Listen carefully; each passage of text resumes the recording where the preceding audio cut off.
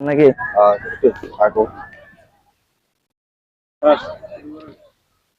আমরা গত বছর ধরে কোটা বিরোধী আন্দোলন থেকে শুরু করেছিল আমাদের ছাত্র ভাইয়েরা, কিন্তু এটা একটা সময় সরকার যা আমাদের কোটা বিরোধী আন্দোলন মেনেছিল, তখন মেনার পরে তখন আবার সেটা হাইকোর্টে রিট করে দেয়, যা এটা আমাদের জন্য খুবই লজ্জাজনক। এখন আমরা যখন কোটা বিরোধী আন্দোলন শুরু করেছিলাম, তখন এই আমাদের সরকার বলতেছে যে যত সব মুক্তিযোদ্ধার ছেলে সন্তানরা চাকরি পাবে না, চাকরি সব পাবে এই যত সব রাজাকার। তাহলে কি তুমি কে? রাজাকার। আমি কে? কে বলেছে? তাহলে তাহলে তুমি কে? তুমি যে কথাটা বললা, তাহলে তুমি কে?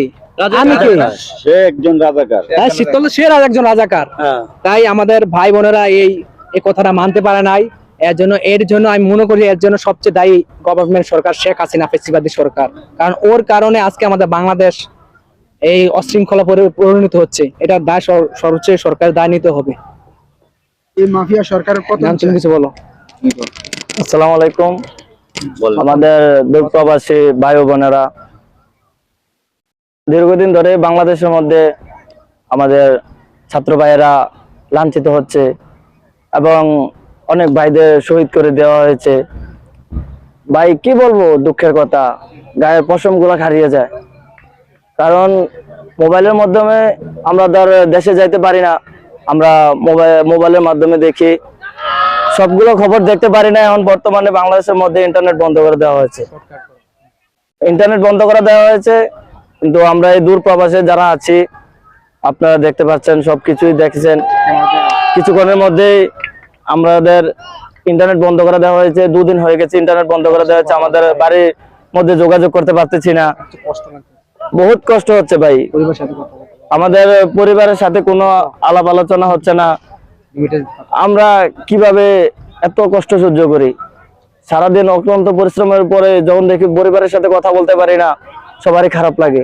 আমাদের প্রবাসী ভাইদেরকে বলতেছি, ভাই সবার কাছে আকুল আবেদন, আমাদের রেমিটেন্সে বাংলাদেশ চলে।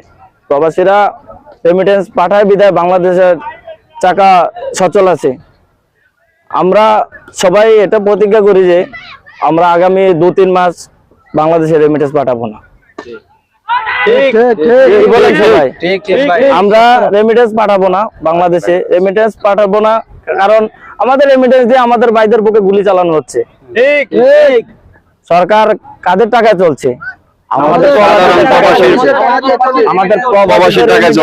দ্বারা চলায়। আমাদের ভাইদের বুকে গুলি কেন? আমাদের খায়া, আমাদের বইরা, আমাদের ভাইদের শরীরের রক্ত তারা মাটিতে জড়াই দেয়।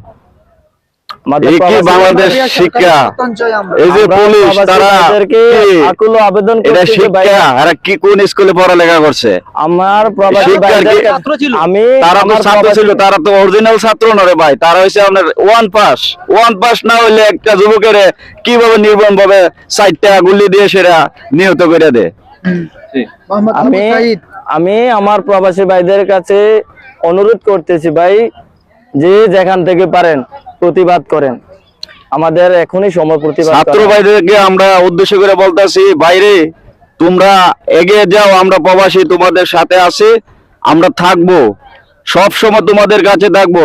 কারণ আমরা তো দূর প্রবাসে আছি রে ভাই, আমরা তো তোমাদের পাশে দাঁড়াতে পারতাছি না ভাই। তোমাদের জন্য আমরা দর্শকবাসী হাজার ও হাজার দোয়া করি ভাই। এই মুহূর্তে আমাদের ভিডিও এখন শেষ করে দিলাম, আমাদের জন্য দোয়া করো প্রবাসী বাংলাদেশ।